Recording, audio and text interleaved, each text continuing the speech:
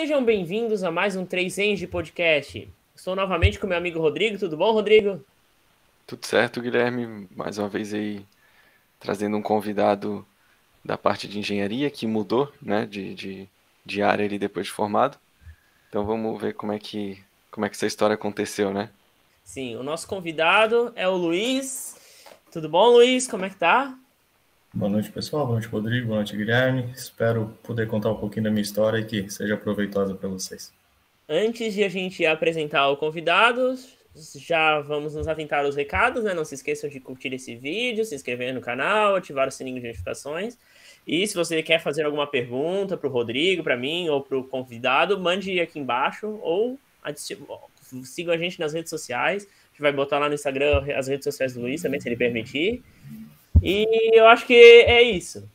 O Luiz, ele é engenheiro de produção civil, formado na Universidade Federal de Santa Catarina. Ele também é marido da Tainã, que foi a nossa última convidada, que ela é engenheira civil.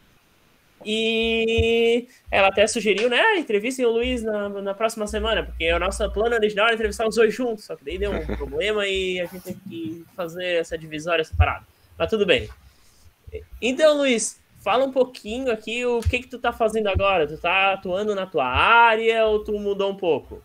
Então, pessoal, eu mudei bastante, tá? Sou, como o Gui falou, sou formado em engenharia de produção civil, mas eu trabalho na área comercial. Eu sou consultor de investimentos, então trabalho na parte de investimentos, adoro isso, sou apaixonado. Mas para gostar disso precisa de algumas características que a gente pode até conversar para quem tem interesse nessa área, até porque virou uma moda isso, né? Mas tem alguns pré-requisitos para a pessoa realmente atuar no dia a dia. As pessoas veem essa área muito de fora, muito só a parte romântica, mas às vezes não vê o dia a dia da profissão, que é o que dá o maior suor, né? Tu falou que tá na moda agora essa profissão, mas tu começou nela antes de virar moda ou agora na época também? Comecei há 2 anos, mas eu vi que, vamos dizer, o crescimento dessa área de investimentos foi nos últimos 5 anos. Então, vamos dizer que eu Sim. entrei numa época que já era moda, mas os últimos 2 anos, assim, realmente, a quantidade de gente atuando nessa área aumentou exponencialmente. Assim. Ainda mais em Florianópolis, a gente vê que é gigantesco. Mas o que é atuar na área de investimentos? Não necessariamente escrevendo onde trabalha assim, mas tu é gerente, tu auxilia, Vamos lá, faz eu tenho vídeo no YouTube, que nem aquele se eu pessoal lá fizesse, que... fosse vídeo no YouTube, já tava rico já.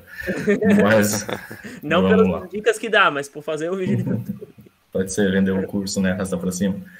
Mas vamos lá, eu tenho uma carteira de clientes, número X de clientes, e aí eu auxilio em investimentos. Vamos lá, fundo de investimento, previdência privada, tá na moda, né? Criptomoedas, pode falar um pouquinho, ações, ETFs. Então, vou fazer um planejamento de vida para a pessoa nas mais diversas fases. Vamos lá, a pessoa tem 20 anos, está na faculdade, um dos grandes objetivos é comprar um apartamento.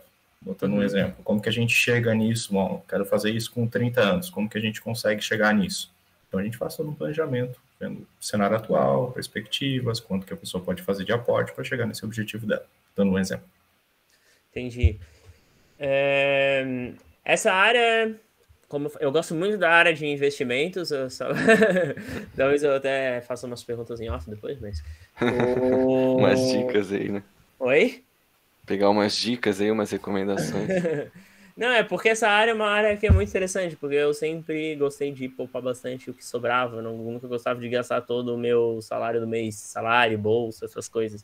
Eu sei ficar pensando, tá, o que eu vou fazer com esse dinheiro? O que eu vou fazer? Não? Porque só botar na poupança também, pelo que os especialistas dizem, não é tão recomendado. É bom ter uma quantia de reserva, mas a poupança, teoricamente, tu perde dinheiro. Sim. Então é sempre interessante ter alguém assim, fazendo até uma propaganda para ti, não remunerada, mas é sempre bom ter alguém para auxiliar nas suas finanças, porque tem gente que é muito descontrolado nos gastos, não sabe nem, por exemplo, quero comprar uma casa, mas sobra R$30 por mês, assim. Essa é a regra número 1, assim, vamos dizer, tá? O que o Gui falou pode parecer muito simples, mas vamos lá, da realidade que eu vivo, das pessoas próximas, acho que o principal problema é isso. A pessoa tem X e gasta 1,1x.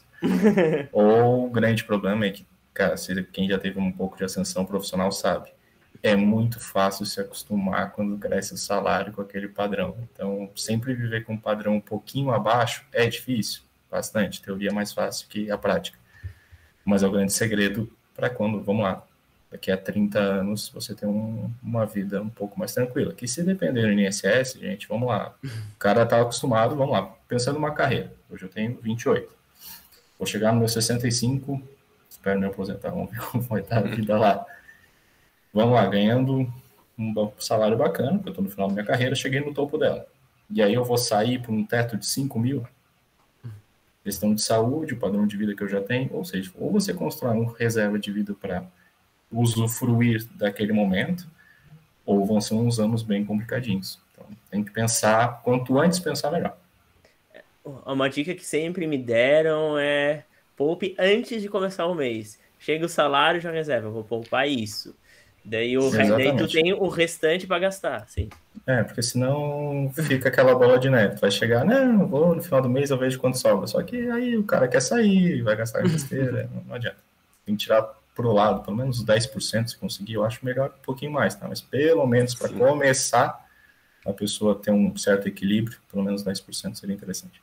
Sim, sim. E também dá para dividir, né? Se a pessoa tem dificuldade de ter esse controle, né? Ela pode poupar ali um pouquinho logo que recebe. Uhum. E aí sim, no final, o que sobrar, ela junta com aquilo que ela já poupou no início, né? Então ela consegue poupar um pouco mais. Aí ela vai começar a ver que realmente nunca vai sobrar. Ela vai ter que ajustar a estratégia, né?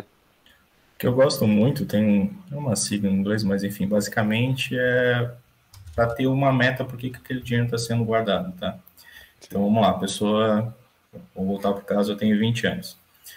Eu quero comprar meu apartamento. Então eu tenho uma aplicação que é para esse apartamento. Eu tenho uma outra aplicação porque já tenho um carro, por exemplo, quero trocar meu carro daqui a 5 anos. Então a pessoa começa a ver naquelas duas aplicações que são distintas o objetivo.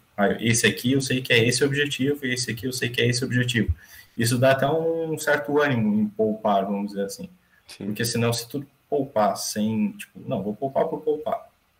Isso não vai longe, provavelmente. Mas se tu bota um objetivo naquilo, isso se torna um pouquinho mais tangível. Assim, tu vê, não, meu apartamento está mais perto, o meu carro está mais perto. Ainda falando nesse tema, eu recentemente comecei também a investir em ações e uma dica que eu recebi é não fique olhando o preço toda hora. Tu que teve vários clientes, tu já viu alguém se assustar muito quando começou a iniciar a ação, principalmente nessa pandemia, né? São 2 pontos, assim. Tem que ser muito claro quando parte do consultor e o cliente. A ação pode subir 10, 20% num dia, pode cair. Então, assim, se tu não tem gosto a risco, não entra. Porque vai oscilar. É a única certeza que a gente tem. E às vezes por coisas que estão muito fora do controle. Luiz, mas investir nessa empresa, a empresa é bacana, tá descontado, os números vieram bons, mas um presidente, um governador, uma bomba no Nepal afeta, gente. Esse é o mercado. Então tem que ter gosto a risco, esse é o primeiro ponto. Olhar todo dia, só se o cara quiser fazer muito preço. Eu penso assim, quando você compra uma ação, você tem que entender o raciocínio. Você está virando sócio daquela empresa. Eu sou sócio 0,00001? Sim. Você quer ser sócio daquela empresa? Você acredita naquela empresa? Você quer seguir esse relacionamento duradouro com ela? Sim. Então faz muito sentido. A gente vê, por exemplo, o maior investidor do Brasil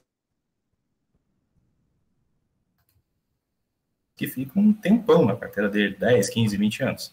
E é assim que ele conseguiu fazer um excelente resultado. Sim, sim. Eu me empolgo até. Mas acho que a gente quer fazer mais uma pergunta de investimento, Rodrigo. Não, eu acho que a gente pode... eu acho que é bom a gente voltar ali porque senão eu vou me empolgando. Pro início da trajetória dele, né, lá na engenharia, para depois a gente chegar nesse ponto novamente. Senão a gente vai ficar o vídeo todo só falando de investimento e não vai linkar com a engenharia.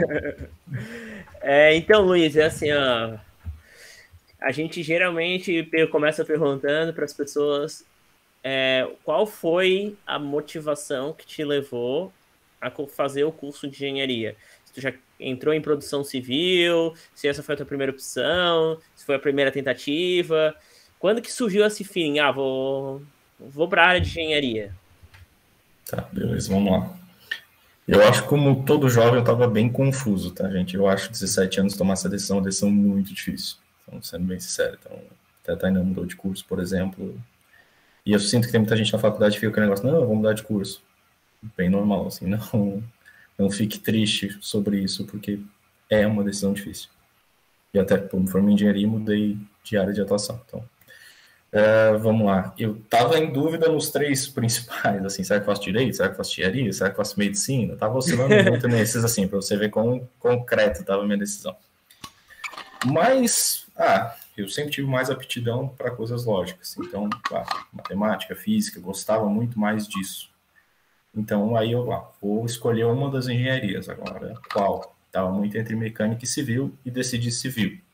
Um pouquinho de história familiar, tá? Desde o meu bisavô, que é até onde eu sei da história, trabalhava nessa área. Então, meu bisavô trabalhou na área da construção civil, meu avô teve empresa, meu pai foi em edificações, mas teve que seguir outra área. Então, eu olhei, mas toda a minha família trabalhou com isso, acho que eu devo me dar bem nisso aí também. E não passei para engenharia civil, eu passei para produção civil. Fiquei por um ponto, acho que para civil eu não fui chamado.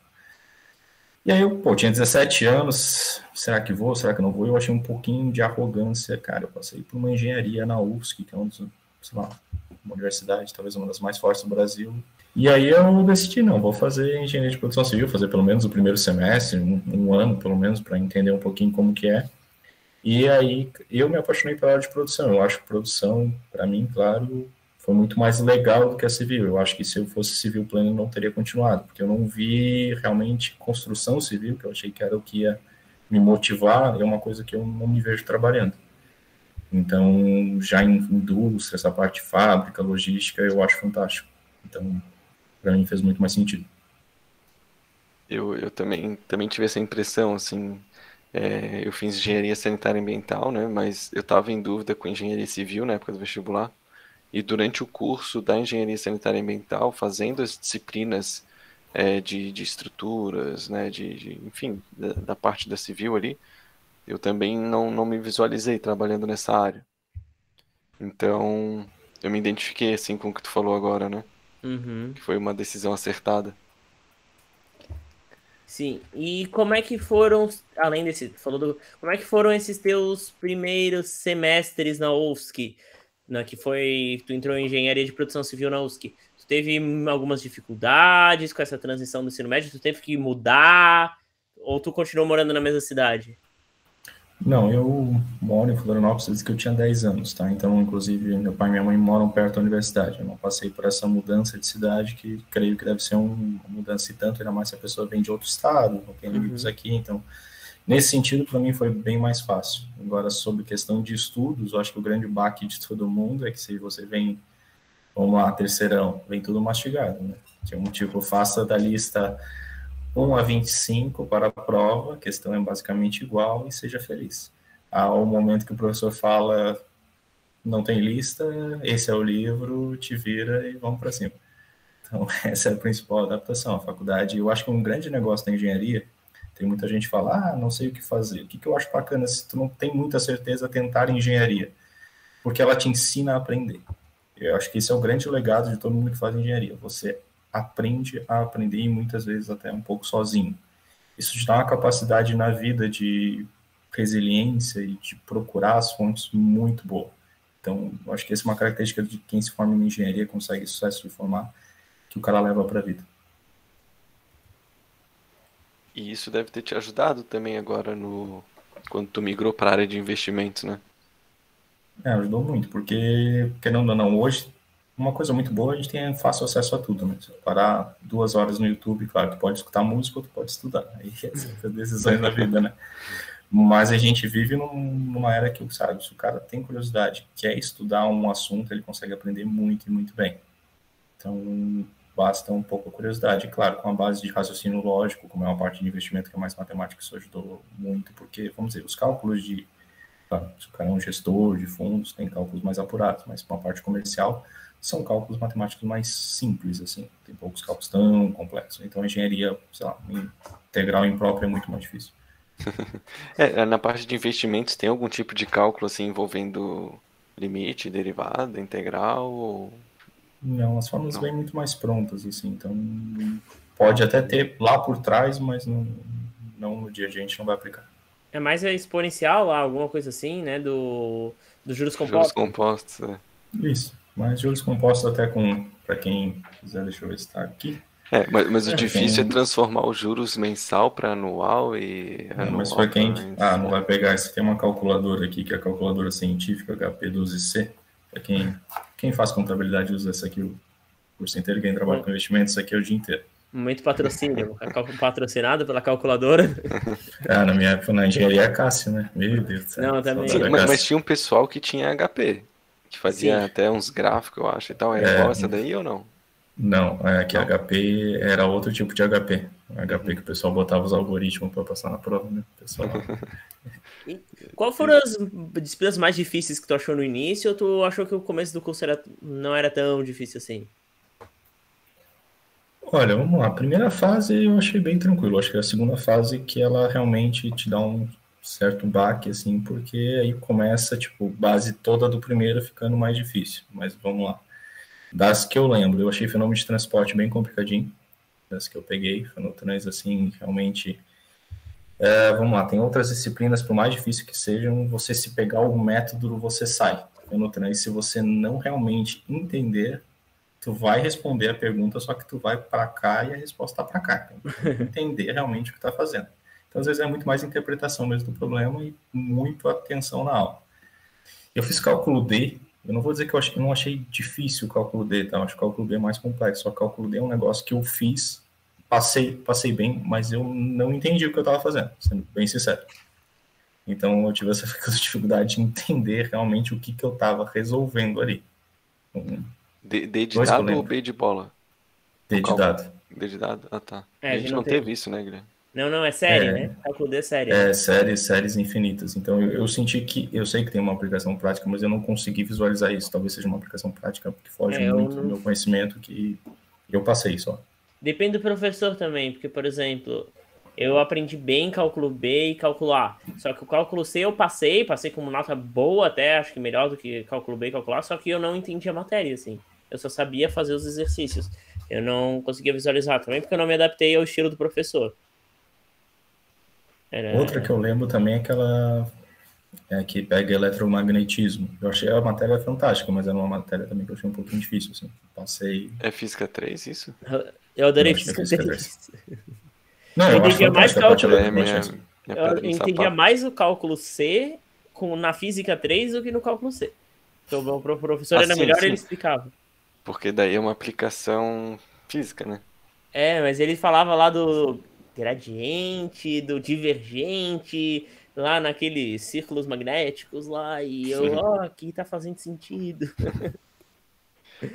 Mas eu não posso falar, cálculo Física 3 é minha matéria que eu guardo com carinho no início do curso. Assim. E durante a graduação ali, tu chegou a fazer alguma outra coisa além das aulas? Por exemplo, algum estágio, alguma monitoria, algum laboratório?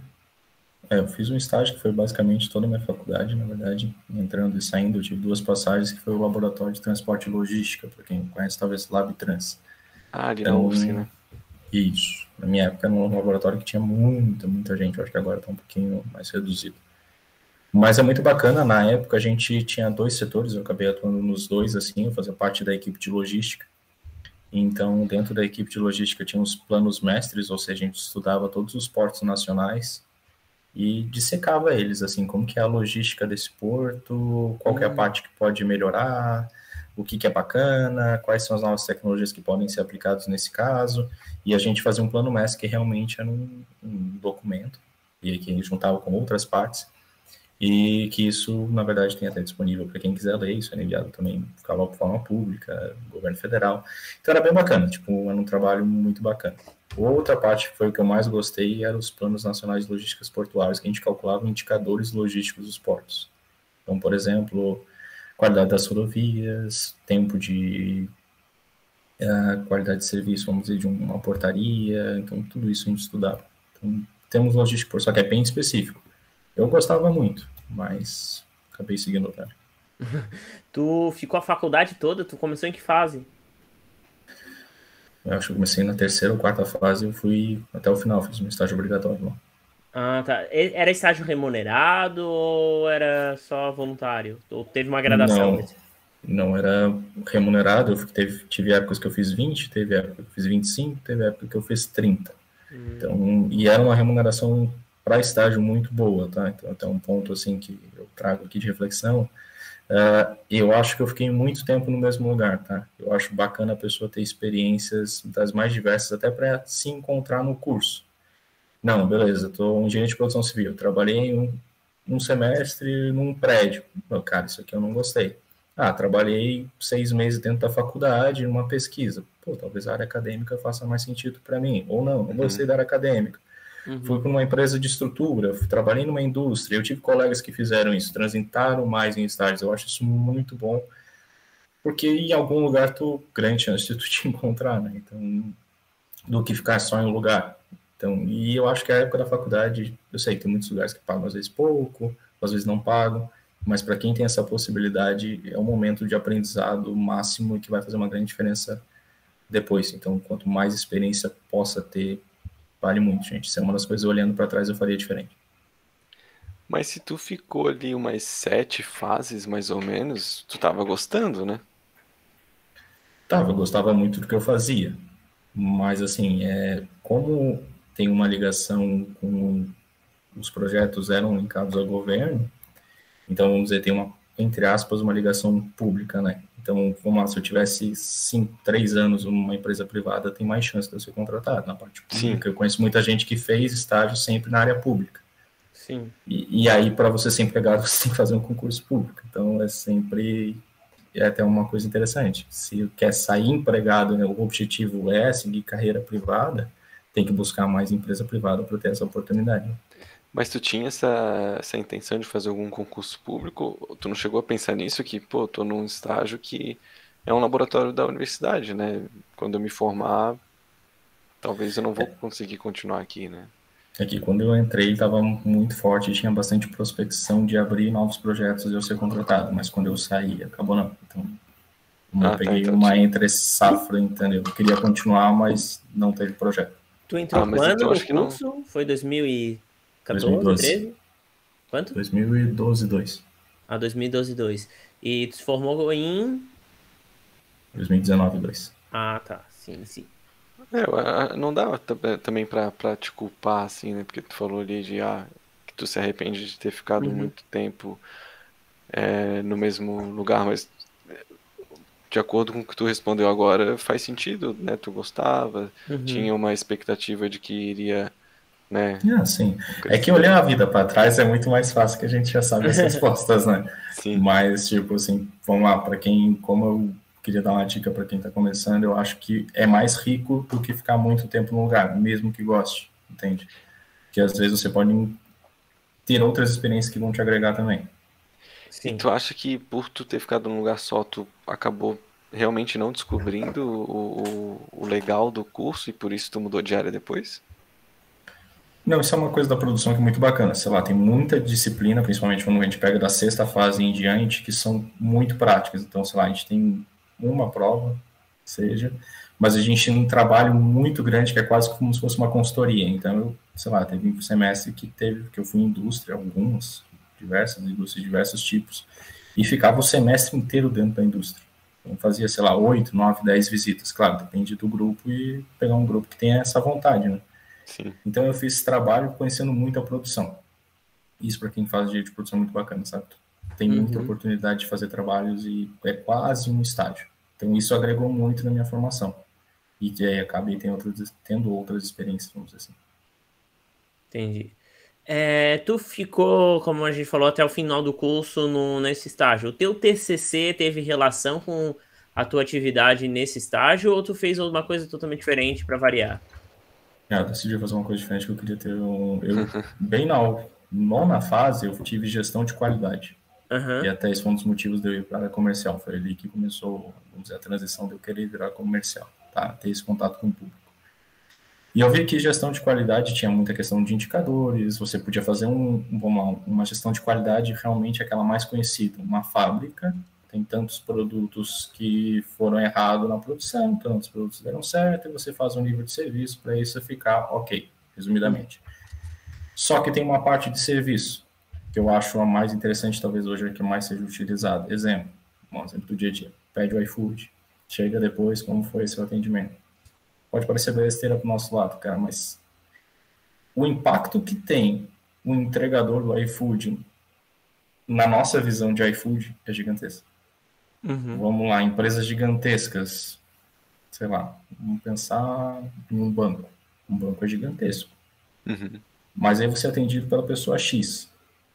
Aquela pessoa, para você, ficou sendo aquela marca daquele banco. Pô, aquele banco não me atendeu bem. Foi o banco ou foi aquela pessoa? Entendeu? Então, eu acho essa gestão de qualidade do cara que é comercial tem uma força tremenda. E aí eu decidi, eu tenho contato com uma indústria de alimentos fica em Florianópolis, na grande Florianópolis. E, cara, vou fazer uma parte na comercial, eu queria ver como isso impacta. E eu saí com, sei lá, uns 5, 6 vendedores diferentes dessa empresa, em rotas diferentes, em cidades diferentes. E eu listei, 10 perguntas falando com os clientes deles, que são supermercados, como vocês avaliam o serviço dessa empresa nisso, nisso, nisso. E eles me responderam. Com isso eu montei um gráfico, e esse gráfico eu vi, não, beleza, isso aqui tá bom na empresa, isso aqui na avaliação de serviço da qualidade da empresa tá ruim. Perfeito. Aí eu fiz um diagrama, spin de peixe, né, que se fala, bem conhecido. Um diagrama beleza. O nome bonito é Ishikawa, tá? Que é do quem inventou. Mas é espinha de peixe, que todo mundo chama, por quê? Que é um diagrama que é assim. Não é igual um espinho de peixe. Você pega a consequência, você pega aí você vai botando as causas aqui para chegar no principal problema, realmente. E aí eu fui atuando na empresa. Não, isso aqui a gente pode melhorar, isso aqui a gente pode atuar. Um exemplo, e eu consegui até colocar em prática, um exemplo. Eles tinham um problema de produto ser entregue errado. E claro, o vendedor que ficava tomando o esporro lá na frente, né? Só que isso é um problema lá dentro na parte do estoque. E era feita uma conferência por uma pessoa. E aí, o que eu imaginei? Então, pega a lista, tem um cara aqui que é o responsável, separa tudo antes. Separou tudo antes, pega esse pedido, olha os itens, e aí leva para a parte, para a doca, que chama, né? Para colocar no caminhão. Outra pessoa faz outra conferência. Então, se tornou 3 conferências. O nível de problema diminuiu, assim, eu não consegui avaliar, mas, assim, qualitativamente, depois tendo contato com a empresa, diminuiu muito. Então, foi legal ter essa experiência prática, assim, tu pegar, tem um problema real aqui, pode parecer simples, mas é legal tu tá no final da faculdade, tá, e agora? Sou sem engenheiro, como que eu resolvo? E esse é os pepinos que aparecem, nem sempre vai ser mas alguém tem que resolver. Então, é legal ter essa... Foi muito bacana, foi uma das partes que mais me interessou. E eu vi o trabalho como um comercial importante para uma empresa, sabe? Às vezes tem um certo preconceito com o comercial. Mas, cara, é o nome da empresa, que o cara que está lá na ponta. Mas ainda não liguei esse comercial do teu TCC com o comercial que tu atua hoje, assim. São completamente diferentes, mas foi um momento que eu vi que eu gostava muito de ter essa rotina, que eu vi que a rotina deles não era uma rotina sempre a mesma coisa. E eu vi que eu gostava muito de acompanhar eles e falar para quem eles vendiam. Conversar com as pessoas. No caso, a rotina deles era ir em estabelecimentos, por exemplo, um supermercado, uma mercearia, e oferecer ali os produtos. Os produtos. E aí eu comecei, isso aqui é legal. Me vejo fazendo isso, conversando com pessoas, tendo uma rotina, tentando mostrar que esse produto valeria a pena comprar mais e tal. Então, me instigou. Uma coisa que eu não tinha tido essa experiência. Então, acho que isso aqui é bacana. Já começou a despertar um sentimento, assim.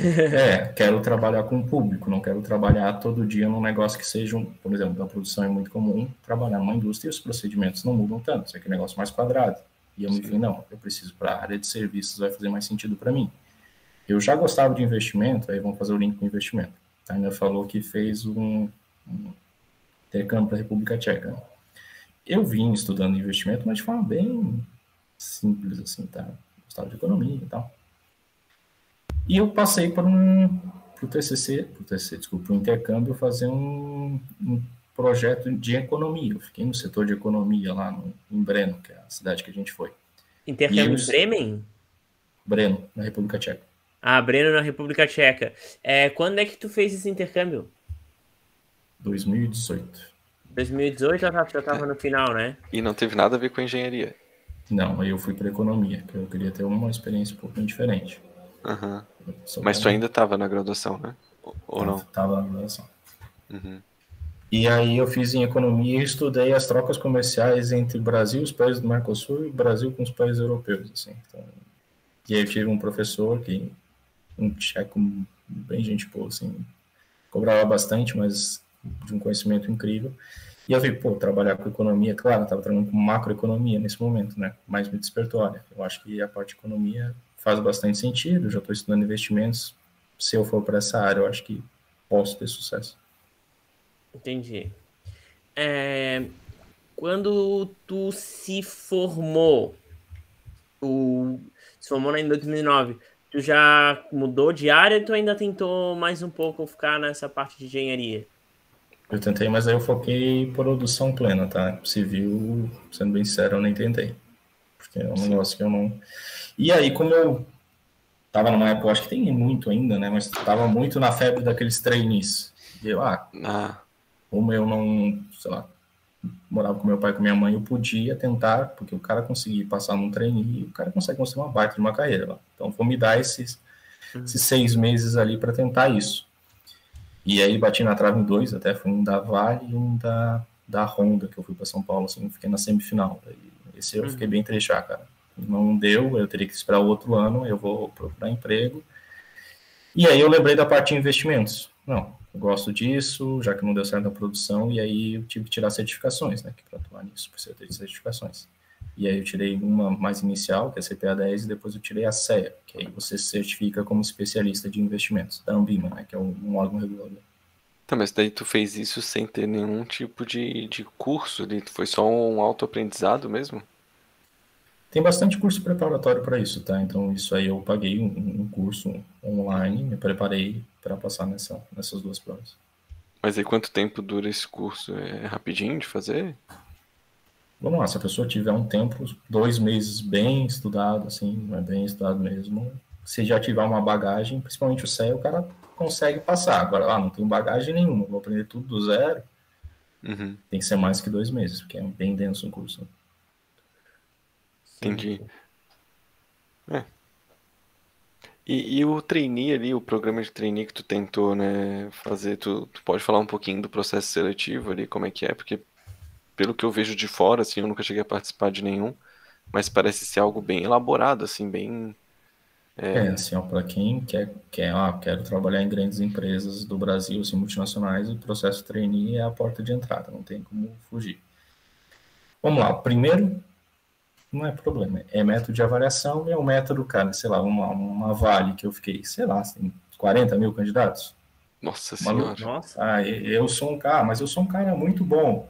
Tudo bem, como que eles vão conseguir fazer essa avaliação? Então, tu vai ter um teste de matemática, lógica, um teste de inglês, às vezes um teste de português, algo nesse sentido. Usualmente eram 5, tá? Um teste psicológico, um teste com inglês, um teste matemático e tinha uns outros dois de outro, mas não lembro muito bem. Esses 3 eu lembro bem. Cara, se tu não passar na nota mínima desses aqui, tu não vai nem ter a oportunidade de ver um ser humano do outro lado para conseguir conversar. Então, dicas que eu dou assim, ó, cara, o inglês tem que estar muito afiado e a parte de matemática, lógica e psicológico vai pegando jeito, né? Tu vê qual que é a cultura da empresa, então, sei lá, uma empresa que é extremamente arrojada e tu botar que é um cara bem conservador, tu sabe que não vai passar para outra fase, né? Então, tem que se adaptar um pouquinho. Mas o que mais pega assim é o inglês tem que estar bem afiado, que, sei lá, tem algumas perguntas que são, se o cara não tiver bem, o cara não passa não. Não, Ó, não A era um parte, inglês nem um pouco beabá. a parte de matemática é mais aquelas lógicas que Bem tem em lógica concurso de ou a cursinho. probabilidade? Pouco de probabilidade é aquelas curso, até bastante tem concurso público, é bastante. Minhas irmãs estão para o Se concurso, eu dava todos uma os olhada. plugs são tangs, e todos os tangs são plungs, essas coisas que eu me lembro que a maior parte das questões lógicas são essas. Isso, eu lembro que minhas irmãs estavam para o concurso público, eu via que as questões, claro, de jeito diferentes, mas era a mesma coisa. essa etapa, tu conseguiu passar essa etapa da... Nos primeiros eu tive bastante dificuldade, tá? Eu consegui depois, eu fui estudando, realmente pegando material para realmente estudar e para conseguir passar. E aí eu fui começando a ter sucesso para fazer a próxima etapa. Uhum. Uma coisa que eu, vamos lá, nem lembrava desse ponto, mas acho que muita gente tem dificuldade em dinâmica e eu era uma dessas pessoas, tá? Então, Dificuldade o quê? Dinâmica? Dinâmica não a matéria. Dinâmica de pessoas, quando a gente é entrevistado. Isso é uma Ah, segunda sim. etapa. Tem a dinâmica para ir, talvez você para uma entrevista 1-a-1, né?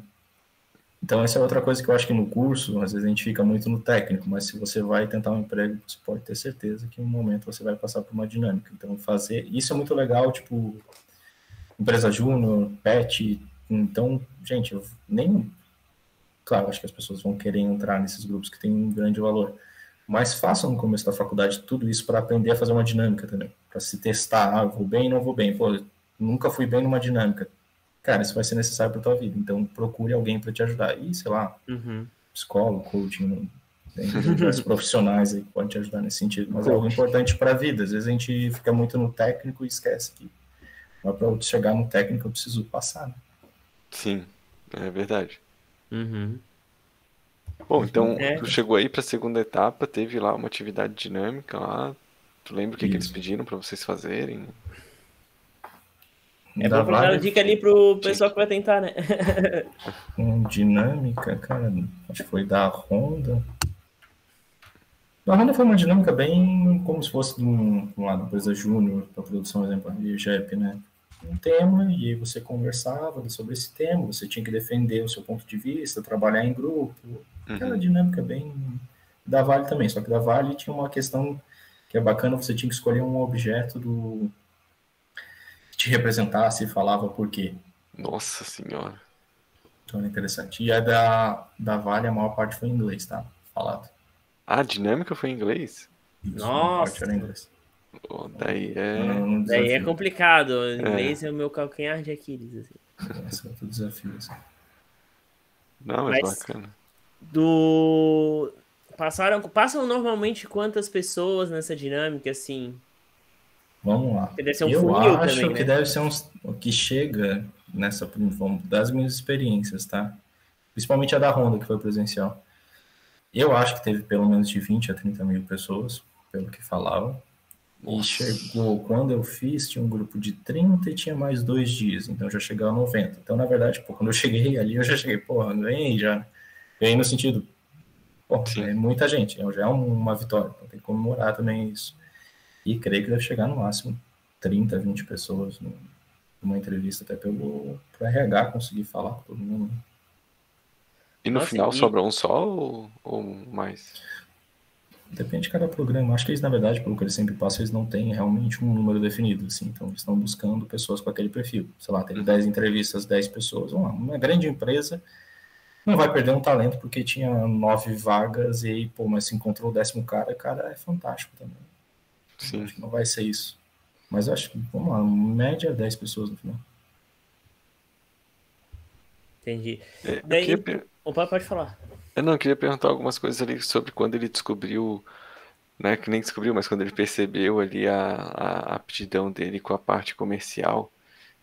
A parte comercial, pelo que eu vejo, como tu falou, a gente lida com pessoas e, consequentemente, trabalhando nessa área, tu vai depender das pessoas, tu vai precisar convencer as pessoas, né?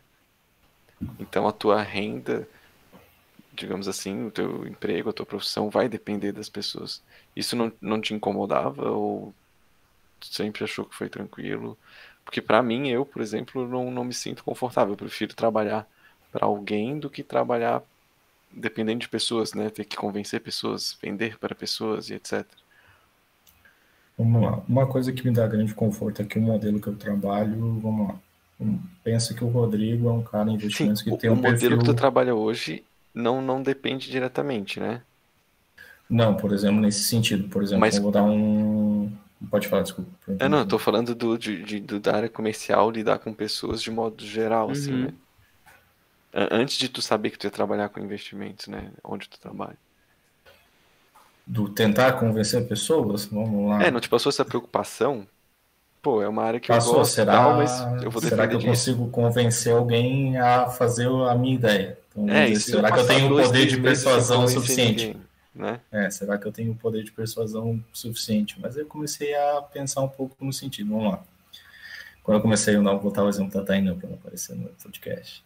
Quando eu comecei a namorar ela, eu tinha que convencer que era uma pessoa que era namorável. Quando eu fui também começar um emprego, eu tinha que convencer alguém a me contratar. Então, bem na verdade, a gente sempre está usando o nosso poder de persuasão e vendendo a nossa imagem. Uhum. Pode parecer que não, mas saber se vender até no ambiente de trabalho, não precisa ser aquela pessoa chata pra caramba. Não, olha, viu que eu fiz isso, viu que eu fiz aquilo, mas em determinados momentos a gente precisa mostrar o nosso valor. Então, é extremamente importante para a vida. Agora, eu sempre tive uma preocupação aí, sim, na parte comercial, de ter que vender algo ruim para bater meta. Isso sempre me preocupou, porque não é do meu caráter, nem da índole, tipo, botar coisa goela abaixo uma pessoa porque eu preciso de um número. Isso me preocupava pra caramba. Isso que eu quero dizer. Sim. Porque, tipo, não deve ser nem um pouco E como legal é que tu dormir. rompeu essa barreira para continuar nessa área, para investir nessa área? Bom, eu sempre pensei, eu não vou fazer isso. E eu decidi não fazer isso. Eu vou fazer o que é melhor pro cara, e eu sei que isso, no final das contas, e até para empresas que trabalham e como comercial em qualquer área, isso vai ser o melhor, cara. Porque se tu tiver um cara que realmente está preocupado com o que o outro precisa, isso vai gerar uma empresa duradoura. Uma empresa que está preocupada só com, ou um comercial que está preocupado só com o seu bolso, isso não dura. Mais hora, menos hora, isso gera atrito e tu vai perder. Então eu creio muito mais nas atitudes a longo prazo do que a curto prazo. Sim. Daí tu, como você estava falando, né? Tu estava nessa área de enfrentando esses trainees. E quando foi o turning point que tu começou a ir para exatamente para a área de investimento? Foi logo após que eu não consegui a vaga de trainee. Não consegui da Honda. Da Honda eu fiquei muito mal, que eu cheguei a passar. Cheguei aquele eu passar, eu achei que tinha ido muito bem na entrevista. Até hoje eu acho que eu fui bem. Não passei, não é aquela entrevista. Que às vezes a gente sai de uma dinâmica falando, cara, eu fui mal pra caramba. Já saí, sendo bem sincero. Pô, eu sei que eu não vou passar, fui mal. Naquela eu considero que foi uma das melhores entrevistas que eu dei na minha vida e uma das melhores dinâmicas da minha vida. Então aquela, pá. E agora? O entrevistador foi extremamente persuasivo e te iludiu. Pode ter sido também, mas aí eu, cara, e agora? E aí eu tinha que achar um ponto. Eu passei 6 meses aqui, não consegui um emprego, e, pô, preciso trabalhar também, que coitado do meu pai e da minha mãe, eles tentaram bastante tempo, mas eu consegui meu dinheirinho. E aí, não, gosto da parte de investimentos, lembrei de tudo que eu tinha aprendido de economia, já tinha estudado e precisava dessas certificações, e foi aí que eu adentrei, não, quer saber? Vou tentar esse meu sonho, estou no começo de vida, de carreira, vou tentar trabalhar com investimentos, que é uma coisa que eu me vejo muito fazendo. Então, aí que eu comecei a estudar, tirei as 2 certificações e dei o pontapé inicial. Tem mais alguma certificação além dessas duas ou é só essas duas? Tem bastante, tá? Por exemplo, se a pessoa for trabalhar numa corretora, exemplo, uma XP, eles atuam muito no modelo de agente autônomo, né? Então, o que é a AI? Tem, por exemplo, uma que eu quero tirar, mas precisa de mais tempo de atuação de mercado, que chama CFP, que é uma certificação internacional, Certified Financial Planner, que talvez seja uma das mais fortes assim, de mercado até em nível mundial. Essa é uma que eu tenho o objetivo de ser a próxima que eu vou tirar.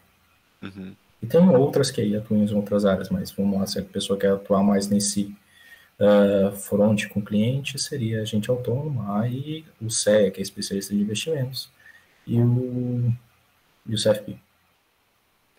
E esses certificados tu tirou antes de começar a trabalhar com isso, é isso? Porque Tu já tinha uma empresa, um escritório ali que tu estava mirando? Eu, sendo bem sincero, eu fui num evento da Planejar, eu acho que é Planejar, que é uma empresa, tipo, como se fosse um braço das empresas do dono da Ambev, que ele tem para ajudar jovens, e eu consegui passar e fui para um evento. E naquele evento, eu tive uma empresa lá de investimento que o cara ficou interessado tal, e falou das certificações também lá. Quer saber? Eu vou tentar. Mas não foi para lá que eu fui. Mas enfim, ele pelo menos me instigou a estudar para certificações. E daí tu começou a trabalhar nessa área logo depois das certificações que tu falou, ou tu teve todo um processo para conseguir um emprego assim? Também teve dificuldade. Vamos lá,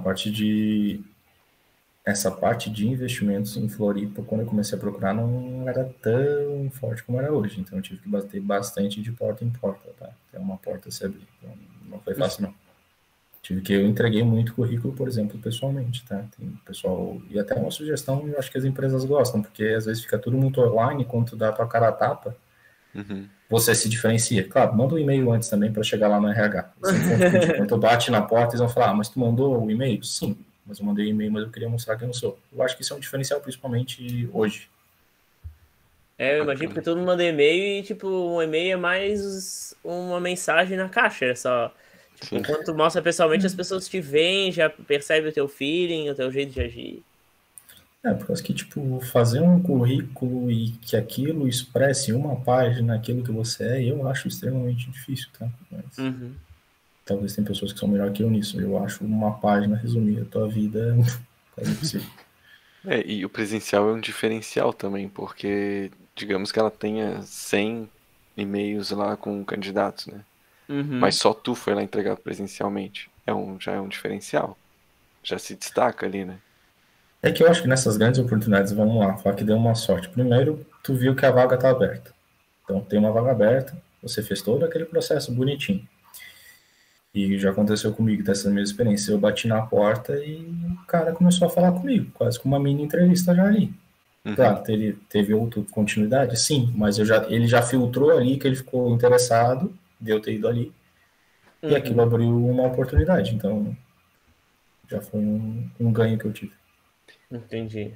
E pelo que tu percebeu, essa área de investimentos aqui em Florianópolis, ela é difícil conseguir emprego, então, já que tu teve que ir de porta em porta, teve que procurar em Vamos lá. várias. E que tem muita gente que começa nessa área logo como estágio. Então, uma dica para quem quer começar, é legal começar já no estágio, já começar a ver essa parte, que vai facilitar bastante o teu começo.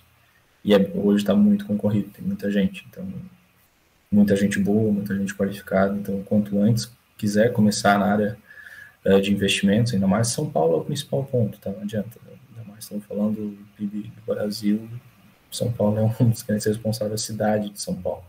Uhum. Então, caso estou na UFSC e quero trabalhar no mercado financeiro, já tenta o quanto antes entrar em algum local aqui e provavelmente você vai ter que abrir mão de morar em Florianópolis e morar em São Paulo. Então, tem que estar na cabeça disso. Eu acho que boa parte das engenharias, na verdade, sempre ficam pensando em relação a isso, dessa mudança de localidade. Uhum. Teu trabalho normalmente é mais quando tu lida com as pessoas, é mais online, telefone, ou tu tem que ir bastante no presencial, elas te procuram muito? Meio a meio. Eu Meio gosto bem. muito mais de fazer reunião presencial. Eu acho esse contato na frente da pessoa. E a gente está falando de investimento, então a gente está falando de vamos lá, está falando de um tema bem delicado, porque no final do dia eu estou trabalhando, falando do teu dinheiro, e o teu dinheiro tu adquiriu por meio de trabalho. Então eu estou falando muitas vezes do trabalho da tua vida inteira que você está confiando em mim, ganhar ou perder. E O sendo que eu não pessoal tenho te contrata, mas eles te obedecem assim, ou a maioria acaba gastando mais do que o planejado? É uma curiosidade minha. não, a gente tem, vamos lá, são dois pontos, assim, ó. Trabalhar a vida inteira para não gastar com as suas coisas que você gosta não vale de nada. Esse é o primeiro ponto. Então tem que também ter um meio termo, que senão tu poupa tudo e também não aproveita um pouquinho a vida. Mas quando a gente estabelece um objetivo, claro, tem que ser um pouco flexível, mas a gente tem uma boa assertividade. Agora, em recomendação, cara, tem que ser extremamente aberto. Assim, olha, eu falo, essas são as opções. Essa opção seria melhor pelo cenário atual, de acordo com a economia. Então, normalmente, quando eu vou apresentar uma sugestão de alocação, eu nunca falo, tipo, eu estou sugerindo isso, isso e aquilo. Eu primeiro faço economia brasileira, essa é a perspectiva. Economia estadunidense, essa é a perspectiva. Europeia é essa, que são as que mais impactam. Dentro desse cenário, olhando para 12 meses para frente, eu sugiro isso, isso, isso, por causa disso. Isso gera muito mais confiança pro cara, porque, não, beleza, ele viu o cenário, não é, tipo, do nada que ele está recomendando. Isso também dá uma Sim. confiabilidade no sentido, ele está querendo fazer o melhor para mim pela análise, ele não está querendo fazer isso melhor para mim, não é o meu caso, tá? Mas, por exemplo, que eu tivesse uma remuneração em fazer A, B ou C. Entendi. E o mercado financeiro, em geral, apesar de ter algumas tendências, ele é bem imprevisível. como é que tu lidou ao estudar isso? Como é que tu estudou para começar a se proteger um pouco dessa imprevisibilidade? Também para aconselhar os outros. Nunca botar tudo na mesma cesta. Botar aquela velho ditado de vó, né? Não bota todos os ovos na mesma cesta. Uma carteira pode ser besteira, todo mundo fala isso, diversificação. Cara, se tu, por exemplo, quero botar tudo na ação A. Se essa ação cair, tu vai tomar fumo. Então, por que todo mundo fala, qualquer youtuber que tu vê fala em diversificação? Um dos grandes negócios beleza, eu tenho A, B, C, eu tenho 10 mil em cada. Se tem um que cai, outro está em um mercado diferente, o outro tende a subir. Uhum. Então aí você consegue fazer um equilíbrio na tua carteira. E uma carteira diversificada, bem na verdade, ela é feita não é para tudo subir. É para sabendo que parte vai descer. Mas a parte que subir acompanha, e isso no longo prazo se mantém. Você vai conseguir ganhar. Esse é o objetivo. Agora, se, por exemplo, mas eu não quero nenhum risco. Não vai comprar ação, não vai entrar em fundo de ação, não vai entrar em fundo imobiliário, aí tem ativos para essa pessoa, tem ativos de renda fixa, por exemplo. Aí a pessoa não vai perder. Ou, quer dizer, pode perder, mas o risco é muito, mas muito menor. Sim, sim. Existe uma questão que eu já vi vários investidores falando sobre não ter a casa própria. Queria só saber a tua opinião sobre isso. Nossa, isso daí no Instagram. Eu sou contra essa opinião, mas eu quero. Eu vi um cara no Instagram sobre isso que eu achei ele fantástico falando e é minha opinião, tá? Minha. Sim. Todo mundo que fala pra não ter uma casa própria tem. Cara, pra mim, eu já fui dessa opinião, tá? Já fiz, e aí discutindo com o pai, assim. Meu pai, não, que é isso, pai? Tu fez cálculo, tal. Matematicamente, cara, fantástico. Agora, tu tem uma casa própria, isso não dá uma segurança do caramba? Sim, a gente não sabe, é uma segurança porque tu sabe que independente da oscilação do mercado ou que qualquer coisa que acontecer, um decreto, tu vai ter aquela casa. Não sei se o governo se apropriar, né? Mas o risco é... E assim, vamos lá, principalmente Santa Catarina. Aqui eu nasci no Rio Grande do Sul, tem algumas diferenças, né? Porque o Rio Grande do Sul, algumas terras lá diminuíram de preço.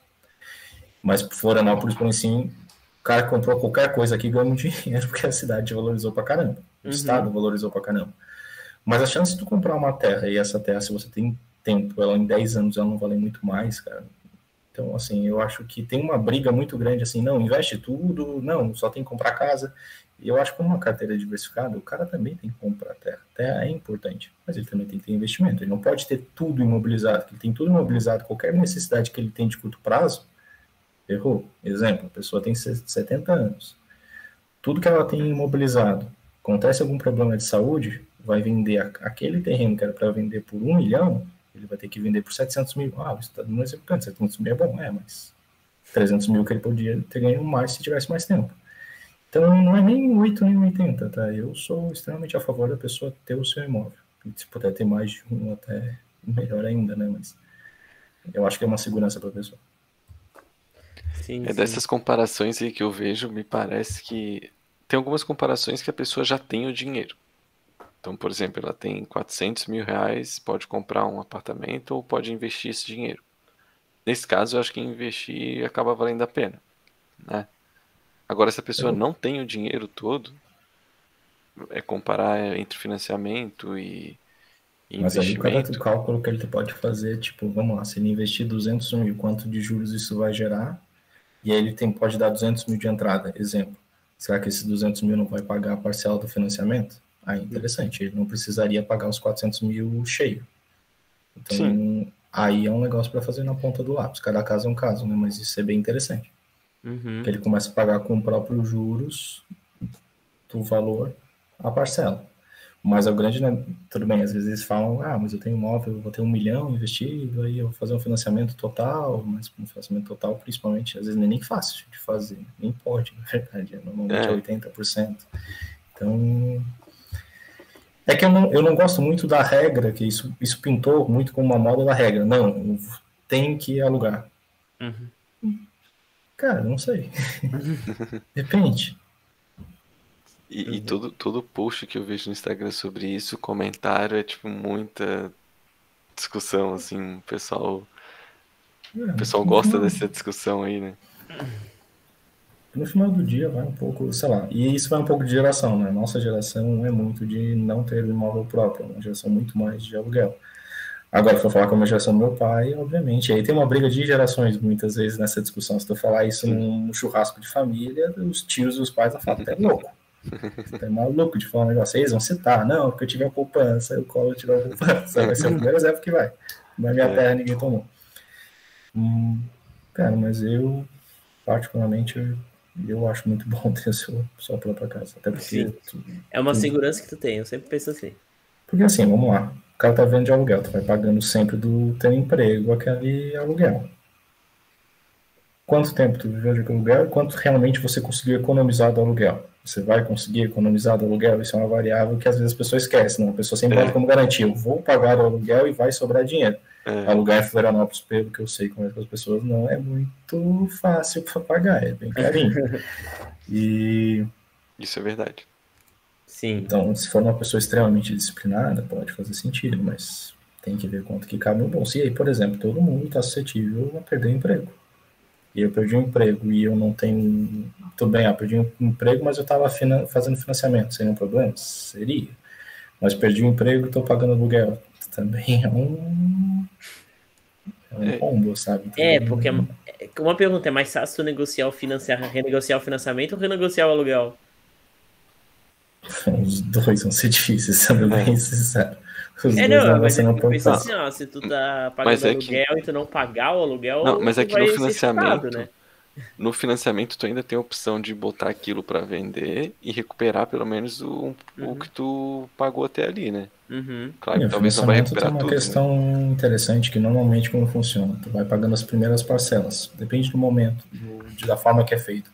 As primeiras parcelas, basicamente, a maior parte são juros, tá? Sim. E o final, que na verdade está a dívida, que a gente chama. Mas tu já deu 20% de entrada para começar o financiamento, né? Sim. Só que quando você pode, por exemplo, eu estou alugando, eu comecei tem uma partezinha que eu consegui colocar para o lado. Caso o cara está pagando financiamento e esse dinheirinho que ele consegue botar para o lado, pagar as últimas parcelas, o pessoal chama de pagar de trás para frente. Amortização, né? Tu tá pagando mais tua dívida, logo teus juros vai diminuir e as parcelas que tu paga hoje, que são as mais pesadas, também acabam diminuindo. Então, isso é uma jogada bem interessante. Claro, tudo vai da pessoa ter disciplina. E eu não vejo eles botando essa questão da amortização nessas comparações, né?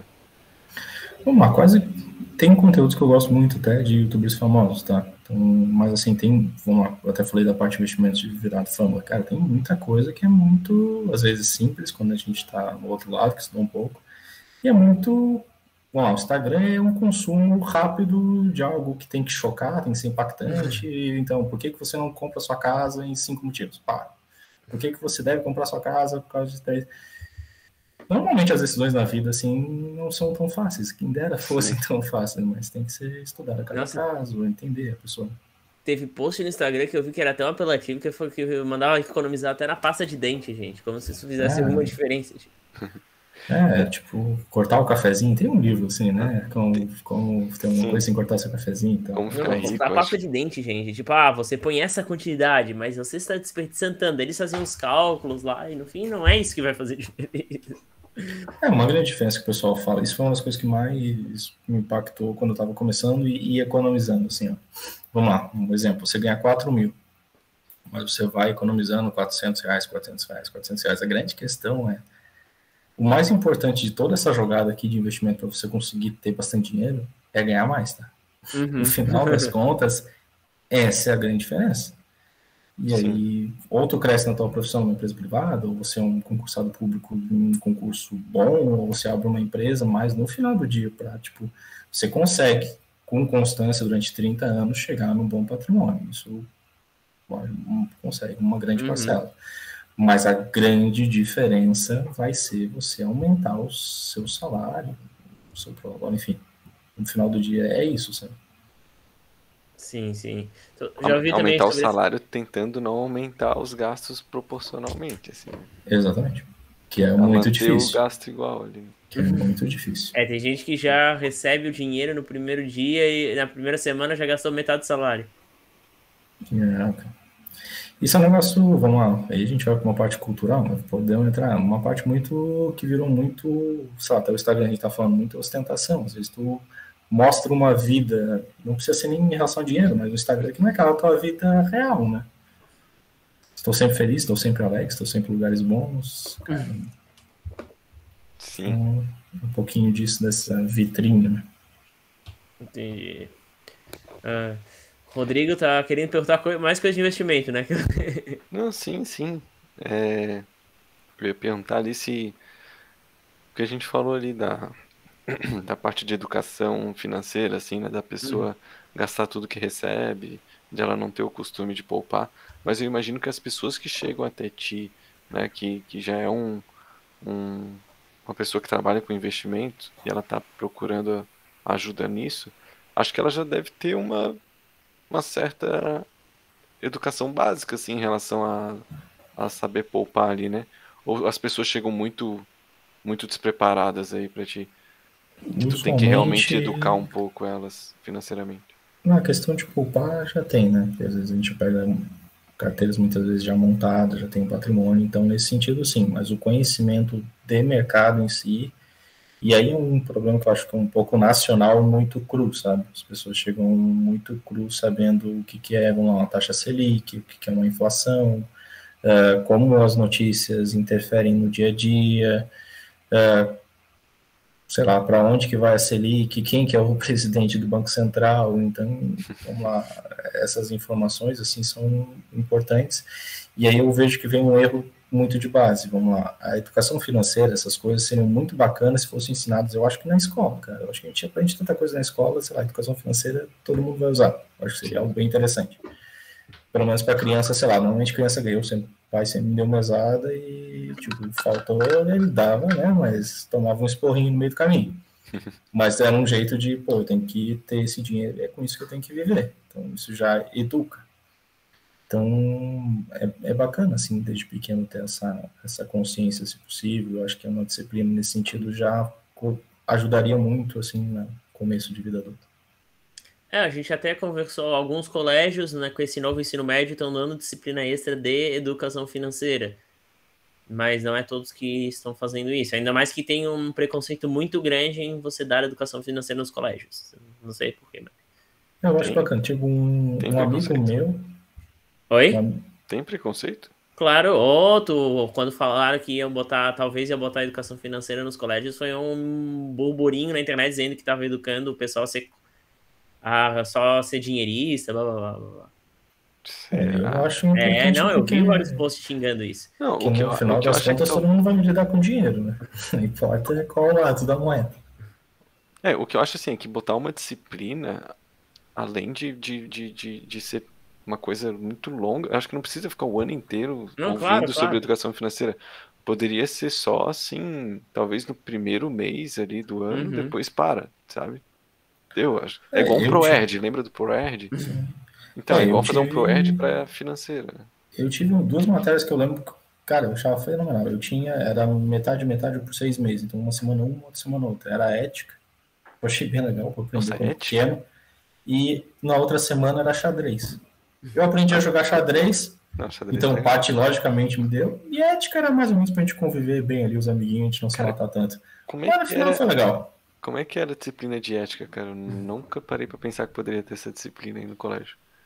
Foi no colégio, mas era basicamente um respeito para com os colegas, assim, um pouquinho de meio ambiente. Era quarta série, bem tranquilo. Não nada como a nossa última ética lá da faculdade, no 10º semestre. Mas são coisas Ah, legais. Meu amigo teve direito constitucional. Isso ele Cara, tinha. Ele estava na oitava série. Eu achei fantástico porque é uma coisa que eu sinto muita falta. Eu, pô, sou brasileiro e eu sinto que talvez só quem sabe realmente deveres e direitos são as pessoas que se formam em direito. E é uma coisa que eu acho que deveria ser meio que básica para todos. sim, pelo menos pelo menos o básico ali, né? O E eu acho que Código do isso seria. Consumidor, acho que o Código Penal? Não, Pode ser Código esqueci Civil o nome. também. Código Civil, isso. E quando a gente aprende direito, a gente começa a ficar muito mais noiado, assim, com as coisas que a gente pode ou não fazer, assim, né? Que é certo ou errado. Porque tem lei pra tudo hoje em dia. É. Então, quando tu começa a conhecer elas, tu começa a se controlar um pouco mais, né? E isso, pô, com certeza ajudaria a reduzir vários tipos de crimes aí que a gente tem na sociedade, né? Tanto crime leves quanto pesados também. Porque a pessoa pode até cometer, mas ela vai estar sempre com aquela peso na consciência, né? De que ela sabe muito bem que aquilo é um crime. Porque tem muita gente fala, né? Não sei, não sabia que eu tinha feito algo errado. Sim. Mas essas coisas. Então tem várias coisas que é interessante a gente aprender a imaginar, aprende. A gente Questão de aprende declaração de parente, mano. imposto de renda, né? Isso, eu acho que tem muita coisa assim, tipo, por exemplo, eu tenho colégios que tem empreendedorismo, acho fantástico. Porque isso está muito no DNA do brasileiro. Claro, isso agora virou, tipo, o brasileiro é empreendedor. Mas vamos voltar um passo atrás. Geração de vô e de vó. Era uma geração, usualmente, com um recurso financeiro menor. Grande parte das pessoas que eu falo, assim, um avô e avó, classe média baixa, ou às vezes baixa. Sim. E aí tinha meu avô, cara, ele teve uma empresa de engenharia, tu acha que meu avô fez engenharia? Nada. Tinha uma empresa de construção, peito aberto. Isso aí da minha avó vendia outras coisas. Então tinha uma lojinha e meteu a cara e vendia. Então o brasileiro tem, muitas vezes por necessidade, teve esse se virar, abrir o seu negócio para conseguir se virar. Então isso é bem bacana, a gente tem eu acho muito legal da nossa população, essa vontade de empreender. E eu acho que desde o jovem começar com instigar que isso pode ser bom, é legal.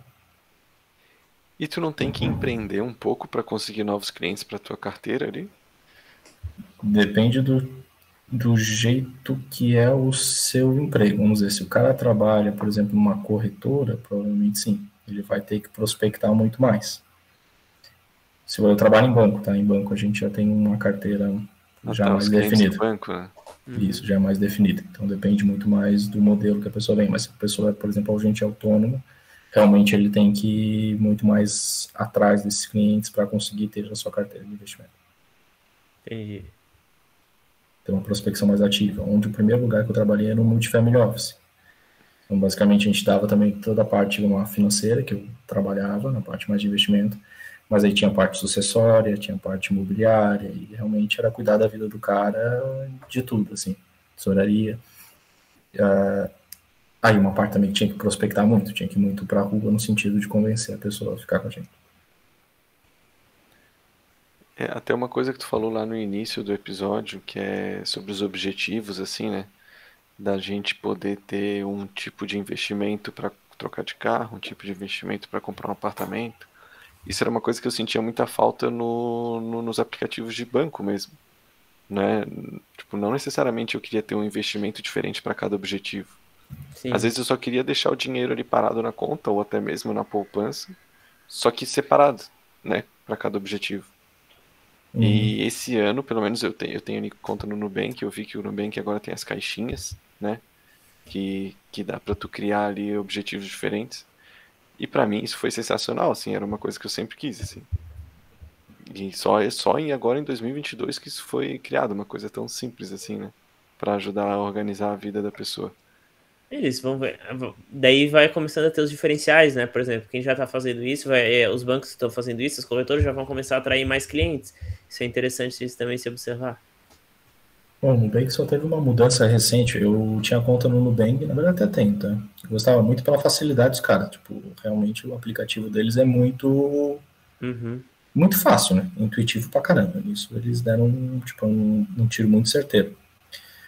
Mudou agora, né? Antes, tipo, tinha um dia na conta, já rendia 100% do CDI, salvo engano. Agora sim. tem que ficar 30 dias parado na conta, aquele dinheiro, parte do dinheiro para ir começar a render o 100% do CDI. Isso é uma diferença interessante, por exemplo, as pessoas aplicam em poupança. Poupança não rende 100% do CDI, tá? Poupança rende, tem duas regrinhas, mas não chega a 100%. Então, por que investir, por exemplo, que as pessoas falam muito no Tesouro Direto? Porque a poupança tem aquele aniversário, então eu coloquei no dia 1º, ela só vai render se eu deixar até o próximo dia 1º, se tiver aquele aniversário. Aí se eu botar num título público, um LFT, um Tesouro Selic que a gente chama, ele rende todo dia. Então eu não preciso esperar esse um mês para eu já ter um rendimento. Então isso que é interessante, porque vai ter rendimento todo dia e, claro, maior que uma poupança. Isso, se a gente fizer uma comparação, mesmo com a poupança não tendo imposto de renda direto na fonte, né? No primeiro mês seria, se tu não tirar antes, não vai ter o IOF, né? Se for depois de 30 dias, e seria o IR sobre o lucro de 22,5. Entendi. Aí tu deixou de usar o Nubank por causa dessa alteração? É que não, vamos lá, eu trabalho em outra instituição, então uso muito mais os investimentos dessa outra instituição também, e também porque, cara, é melhor. Então, eu vou ficar fazendo propaganda aqui de tudo que é lado, mas eu acho bem melhor. Entendi. Legal. Ai. Bom, então tu tá até hoje na parte de investimentos? Pretende continuar no futuro nessa área ou acha que pode mudar? Eu gostaria de encerrar minha carreira nessa área, tá? Então, é uma carreira para quem acho que tem bastante gente interessada em entrar nessa área, assim, principais características, tem que ser muito curioso, gostar de ler mercado todo dia. Então, vou tirar meu final de semana, se cair uma bomba em tal lugar, não quero saber, esquece. A guerra na Rússia impactou muito isso? Sim, porque, vamos lá, quando começou a guerra, ela começou de um jeito que pareceu que a diplomacia ia para frente, tá? Porque teve muito encontro diplomático.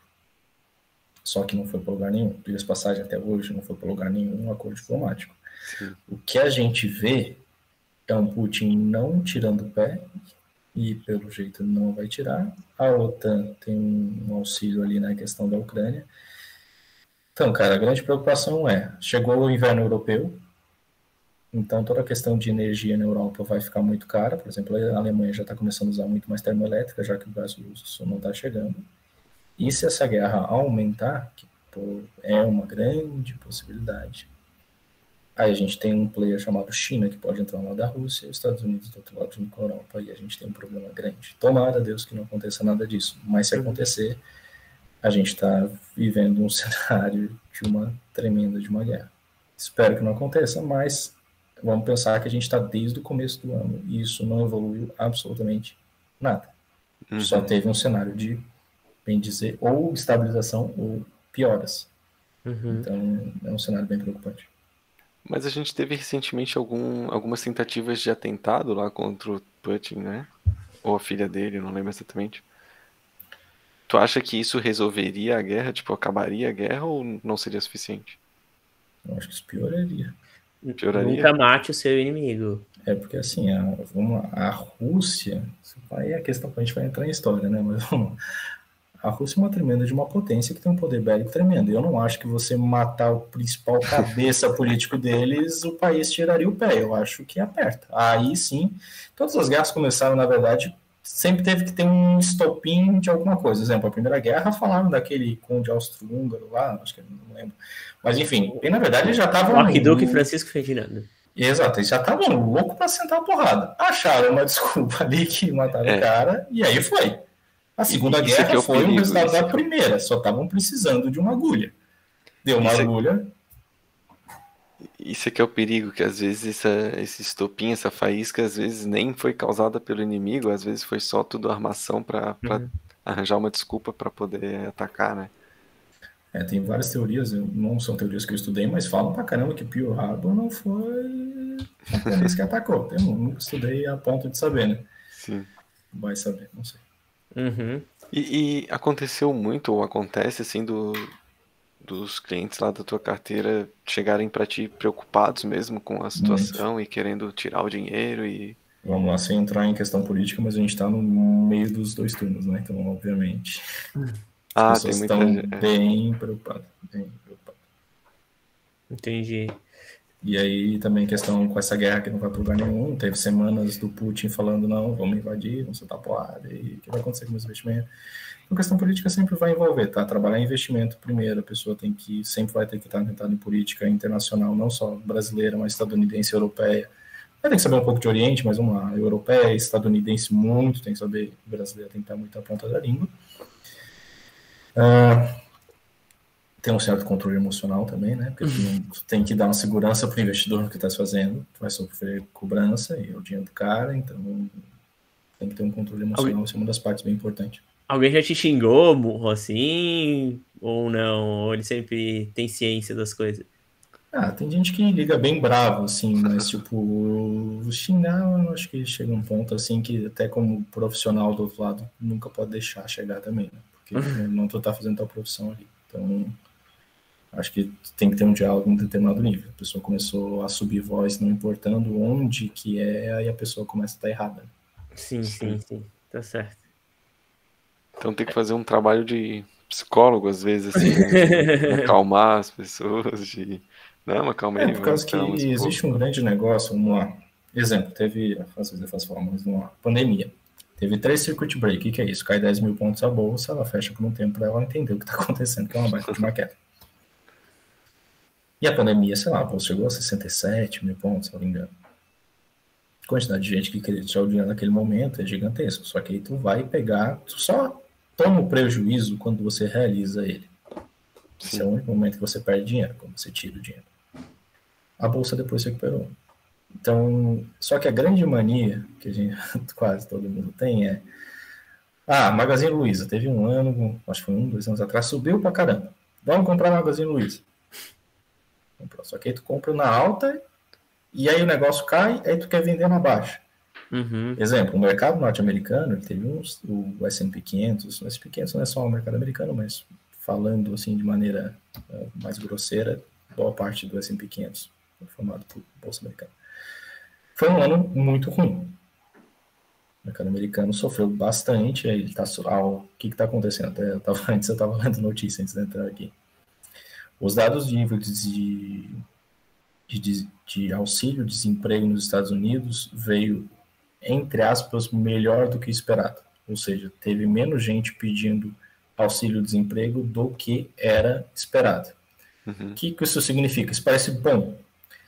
Porém, isso quer dizer que a economia está aquecida. Só que os Estados Unidos já está vivendo uma inflação. Então, se tem muita gente trabalhando, é muita gente comprando, a inflação está subindo.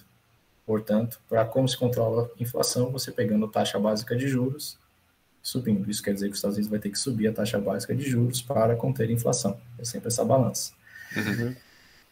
Subindo a taxa básica de juros, beleza, exemplo, aí vamos para o Brasil, que é bem mais fácil de entender nesse sentido. A gente tem uma taxa básica de 13,75.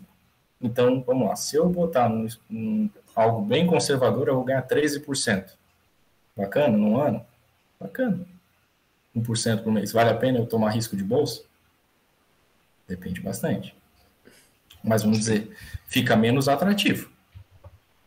Então, quer dizer que aí a gente volta para os Estados Unidos. Por isso que a bolsa lá está sofrendo um pouco, porque se vê que os juros deles vão ficar bem interessantes até para os americanos não tomar tanto risco. Então, esse é como um todo, se a gente for fazer um panorama. Porque que a inflação está impactando tanto, por exemplo, os Estados Unidos, a bolsa americana, e a inflação vai preocupar muito a Europa, mas aí a gente vive por causa da questão energética, e isso vai também gerar um problema de inflação que está sendo gerada lá, talvez a Europa entre em recessão. Agora foi um pouquinho mais técnico, vou dar um overview de mercado. Por exemplo, quem quer trabalhar com isso, são coisas que vai ter que consumir esse tipo de informação, sabe? Entendi. Sim. A gente deu uma viajada aqui. Mas é que é tudo interligado, né? Não, mas bacana, eu gostei bastante. Não, é legal falar sobre... Eu gosto de falar sobre economia, então... e investimentos. E a engenharia tu esqueceu, assim, nem pretende mais voltar. Nunca pode ser nunca na vida, né? A gente vai saber o dia de amanhã, assim. Eu gosto muito da parte de investimentos, então gostaria de continuar nela. E aí, talvez seja um pouco de conselho de pai, sempre falo, às vezes tem que focar um pouco no que tá fazendo, tomar aquela decisão e tentar seguir o norte. Então, eu estou hoje querendo realmente que isso seja até o final da minha vida. Tá? Não sei o que vai ser, mas eu acho, às vezes, principalmente, eu vou colocar a nossa geração de novo, que eu me incluo nela, então é mais fácil falar. Às vezes a gente olha muito para os lados, assim, quase todas as áreas da nossa vida, a gente quer abraçar muitas coisas diferentes e no final a gente tem que escolher uma, né? E viver uma vida, escolher uma coisa e se dedicar naquela, porque senão a gente não vai ser bom em nada, né? Difícil ser bom em tudo. Pô, começou a dar uma prévia do conselho, hein? Já tô... Pois é, a gente sempre pede pro convidado dar uns conselhos no final, né? Então a gente vai dar aí uns 5 minutinhos, enfim, quanto tempo você quiser aí para se quiser falar uma hora do conselho, pode falar. A gente pede geralmente para tu dar um conselho para os ouvintes, assim, alguém que está tentando engenharia, ou alguém que quer ir para a área de investimentos, ou mesmo alguém que quer investir em alguma coisa, tu que escolhe. Essa foi o momento da entrevista da Tainá que eu senti realmente a minha esposa falando, esse conselho foi se bom ou se dá? Essa é a minha esposa do dia a dia falando. Tainá é bem prática. Mas vamos lá, conselho. Eu acho que o conselho daria alguns passos atrás, assim, tipo, a gente começa a escolher a nossa profissão, às vezes, sei lá, no meu caso, meus familiares tiveram uma história nisso. Isso não quer dizer muita coisa, tá? Esse é o primeiro ponto. Existe muito aquele um cursinho, um terceirão, vai um cara, um professor da engenharia mecânica, da engenharia civil, aí dá uma palestra lá, não, isso é que tu vai aprender no curso, blá, blá, blá, blá. Ele passa uma parte do curso, mas é uma parte acadêmica. Você não sabe se você vai gostar mais da parte acadêmica ou se você vai querer, por exemplo, atuar numa empresa privada ou se você vai gostar numa parte pública. Então, antes de tomar essa decisão, eu acho bacana, se tiver algum familiar ou se tiver a possibilidade de bater na porta da universidade, foi uma coisa que eu fiz, ou, claro, na universidade, mas vai estar dentro da universidade, talvez tu converse com outro professor que consiga te levar numa obra, se for engenheiro civil, ou se tiver uma obra e tu conhece alguém, puder ter uma experiência também prática de como será uma rotina de um engenheiro de produção, um engenheiro da parte ambiental, um eletricista, químico, enfim, acho que é válido antes de tomar a decisão. Uhum. No curso, não tenta, claro, cada um sabe da sua necessidade, tá? Mas, enfim, se puder fazer estágios e não ligar também tanto assim foi um pecado meu, tanto da remuneração ali que paga, é importante, tá? Acho que eu trabalho em investimento, acho que realmente eu não me importo com isso, talvez. Mas essa parte financeira, realmente, sabe, para você, é um momento de você ter uma parte de aprendizagem possível. Uma das coisas, e aí não só como acadêmico para a vida, eu, cara, essa parte do intercâmbio mesmo, tendo sido pouco tempo, assim, é uma das melhores lembranças que eu tenho na minha vida. Então isso cresce um pouco o quintal da tua casa, assim, você vê coisas muito boas em outros países e o melhor de tudo, ao meu ver, a gente valoriza muito mais nosso país e a nossa cultura. A gente vê que realmente a gente tem problemas aqui, mas o povo brasileiro, a nossa cultura é muito boa, tá? A gente tem coisas muito boas, a gente valoriza mais. Então é legal para abrir o nosso espectro de consciência e também para valorizar o que é nosso. Então, se puder, tiver a oportunidade de fazer um intercâmbio, é extremamente válido. E desde o começo da faculdade, começar a pensar, é isso que eu quero, é isso que eu não quero, qual área que eu vou atuar, como que eu vou melhorando dia após dia, não é só o técnico que faz diferença, então a gente fala um pouquinho de saber se vender, então, pô, não fui bem numa dinâmica, talvez não, será que não vale a pena, se puder investir em um psicólogo para melhorar, já pensando numa entrevista de emprego? No final do dia, gente, em qualquer área que vai seguir dentro da engenharia, tu vai precisar ser contratado por alguém ou passar no concurso público, então a profissão é muito importante. Não adianta falar que não é, que pelo menos 40 horas da sua vida você vai passar trabalhando. Então, assim, busque se aperfeiçoar ao máximo para conseguir essa oportunidade e para conseguir viver ela da melhor forma possível. Então, eu acho que eu dei uma dica de um pouquinho antes do começo, meio, fim, assim, que acho que eu levei aí para a vida. Mas é isso. Eu agradeço a dica aí, Luiz. Só corrigindo, a gente não vai passar 40 horas trabalhando, é 40 horas por semana da nossa 40 horas por semana, vezes provavelmente 40 anos. Então, busquem fazer alguma coisa que vocês vejam sentido. Meu Deus do céu. Sim, sim. Então é isso, gente. Só quero lembrar que, como o Luiz falou, é sempre importante vocês buscarem bastante antes de tomarem a decisão, o curso que escolher. E tem uma maneira melhor de você tomar uma decisão. Assistam nossos vídeos no podcast. A gente tem vários cursos de engenharia aqui que a gente entrevistou. Produção, mecânica, agronomia. Isso é verdade. Oi? Isso é verdade. Isso, assistam nossos Temos vídeos. histórias felizes, histórias tristes. Isso histórias é com reviravolta. Que continuou na engenharia, que não continuou na engenharia. Então, o legal desse podcast é a gente mostrar várias experiências. Então, aqui você pode acompanhar várias experiências. Então, se inscreva no canal. Uma dica.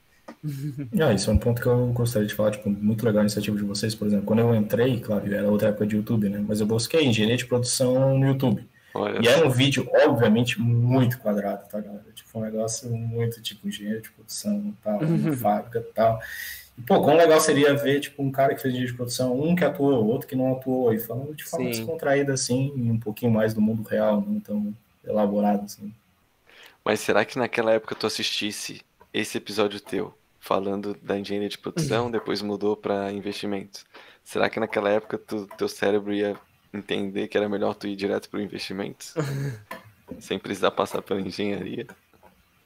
Mas como eu falei, acho que teve um momento que eu falei assim, nem coisa, olha, não tenho muita certeza do que eu vou fazer. Eu acho a engenharia um curso fantástico, porque ele, não importa qual, ela vai te ensinar a aprender. Ah, mas se eu fizer outro curso, eu não vou ter a mesma experiência? Bom, não posso falar porque eu não fiz outro curso. Mas eu acho que a parte lógica que o engenheiro tem, é muito difícil outro curso conseguir dar o mesmo subsídio, assim, de resolver problemas, lidar com problemas. Eu acho que o nosso raciocínio foi muito moldado nesses anos de engenharia para isso. Então, eu acho um baita diferencial, assim. Não é... A gente vê engenheiro trabalhando nas maiores empresas em cargos muitas vezes que não tem em relação à engenharia exatamente por essa capacidade de raciocínio. Então, Sim, sim. A nossa convidada, a Natália, ela falou bastante, que ela agora atua na área de marketing, mas ela falou que a engenharia, ela ter feito engenharia mudou bastante a forma como ela lida com os problemas. Mas é isso então, gente. Tem mais alguma constatação para falar, Rodrigo? Não, acho que é isso mesmo. Agradecer aí a participação do nosso Do... convidado e pode fazer o encerramento aí, Guilherme. Então, valeu, né, Luiz? Obrigado pela sua presença aqui. Pena que não conseguimos trazer tu e a Tainá no mesmo dia, mas tudo bem. Fica, a gente, talvez daqui a uns 3 anos a gente faça vocês pra façam, mostrar uma façam, transição da vida, assim. faz um episódio como que é um casal de engenheiros que namoram, como que é a rotina, A se é gente algo tem um mais casal engenheiro descontraído. e arquiteto aqui no canal. Sim, é verdade. E a gente tem 3 irmãs, a gente já fez alguns coletivos aí. Mas ela é bem legal, as dinâmicas são muito interessantes. É massa ver 2 pessoas comentando sobre o assunto, às vezes uma corta a outra, assim. É divertido. Mas então, Luiz, sério, agradeço novamente a sua presença. Foi muito bom você, ouvir a sua experiência. Também foi muito legal falar sobre investimentos, eu gosto bastante. Então, as desculpas se às vezes eu me. Desculpa ao ouvinte e a Twitch, às vezes eu me cedi um pouco. Mas é isso, gente. Gostou do conteúdo? Não esquece de deixar o like. E até a próxima.